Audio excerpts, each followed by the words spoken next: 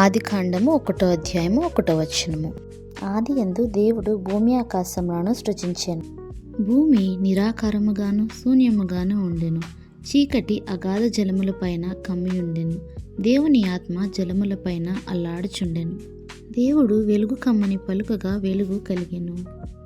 వెలుగు మంచిదైనట్లు దేవుడు చూచెను.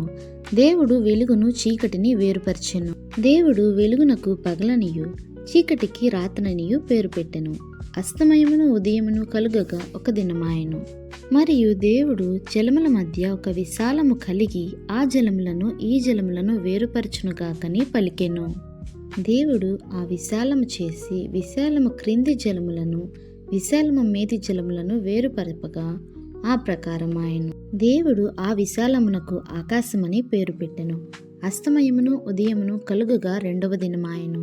దేవుడు ఆకాశం క్రిందనున్న జలములొక్క చోటనే కూర్చబడి ఆరిన నేల కనబడును కాకని పలుకగా ఆ ప్రకారమాయెను. దేవుడు ఆరిన నేలకు భూమి అని పేరు పెట్టెను. జలరాశికి ఆయన సముద్రములని పేరు పెట్టెను. అది మంచిదని దేవుడు చూచెను. దేవుడు గడ్డిని విత్తనములు ఇచ్చు చెట్లను భూమి మీద తమ తమ జాతి ప్రకారము తమలో విత్తనములు గల ఫలమిచ్చు ఫలవృక్షములను భూమి మొలిపించునుగాకని పలుకగా ఆ ప్రకారం ఆయను. భూమి గడ్డిని తమ తమ జాతి ప్రకారము విత్తనములిచ్చు చెట్లను తమ తమ జాతి ప్రకారము తమలో విత్తనములు గల ఫలవృక్షములను మొలిపింపగా అది మంచిదని దేవుడు చూచెను. అస్తమయమును ఉదయమును కలుగగా మూడవ దినమాయెను. దేవుడు పగటిని రాత్రిని వేరుపరచినట్లు ఆకాశ విశాలమందు జ్యోతులు కలుగును గాకనియు అవి సూచనలను కాలములను దిన సంవత్సరములను సూచించుటకై ఉండుగాకనియు భూమి మీద వెలుగుచుటకు అవి ఆకాశ విశాలమందు జ్యోతులై ఉండుగాకనియు పలికెను. ఆ ప్రకారం ఆయను. దేవుడు ఆ రెండు గొప్ప జ్యోతులను అనగా పగటిని ఏలుటకు పెద్ద జ్యోతిని రాత్రిని ఏలుటకు చిన్న జ్యోతిని నక్షత్రములను చేసెను. భూమి మీద వెలుగిచ్చుటకును పగటిని రాత్రిని ఏలుటకును వెలుగును చీకటిని వేరుపరచుటకును దేవుడు ఆకాశ విశాలమందు వాటినుంచెను. అది మంచిదని దేవుడు చూచెను. అస్తమయమును ఉదయమును కలుగగా నాలుగవ దినమాయెను. దేవుడు జీవం కలిగి చెలించు వాటిని జలముల సమృద్ధిగా పుట్టించునుగాకనియు పక్షులు భూమిపైని ఆకాశ విశాలములో ఎగురునుగాకనియు పలికెను. దేవుడు జలములలో వాటి వాటి జాతి ప్రకారము జలములు సమృద్ధిగా పుట్టించిన మహామత్స్యములను జీవము కలిగి చలించు వాటన్నిటినీ దాని దాని జాతి ప్రకారము రెక్కలు గల ప్రతి పక్షిని సృజించెను. అది మంచిదని దేవుడు చూచెను. దేవుడు మీరు ఫలించి అభివృద్ధి పొంది సముద్ర జలములో నిండియుండుటనియు పక్షులు భూమి మీద విస్తరించుగాకనియు వాటిని ఆశీర్వదించెను. అస్తమయమును ఉదయమును కలుగగా ఐదవ దినమాయెను.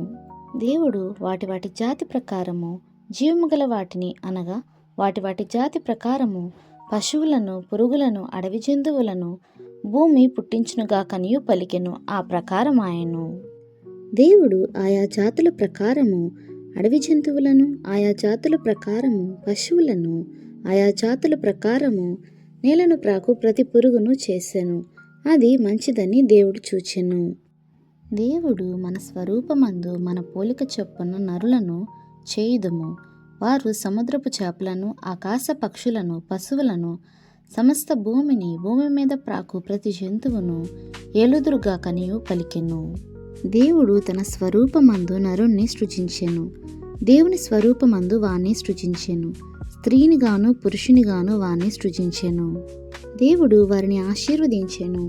ఎట్లనగా మీరు ఫలించి అభివృద్ధి పొంది విస్తరించి భూమిని నిండించి దానిని లోపరుచుకొనుడి.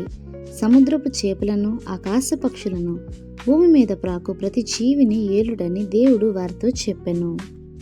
దేవుడు ఇదిగో భూమి మీదనున్న విత్తనములిచ్చు ప్రతి చెట్టును విత్తనములిచ్చు వృక్ష ఫలములు గల ప్రతి వృక్షమును మీకు ఇచ్చి ఉన్నాను. అవి మీకు ఆహారమగును. భూమి మీద నుండు జంతువులన్నిటికీ ఆకాశ పక్షులన్నిటికీ భూమి మీద ప్రాకు సమస్త జీవులకును పచ్చని చెట్లన్నీ ఆహారమగునని పలికెను. ఆ ప్రకారం ఆయను. దేవుడు తాను చేసినది యావత్తును చూచినప్పుడు అది చాలా మంచిదిగా నుండెను. అస్తమయమును ఉదయమును కలుగగా 6వ దినమాయెను. దేవుని నామానికే మహిమ కలుగును గాక. ఆమేన్.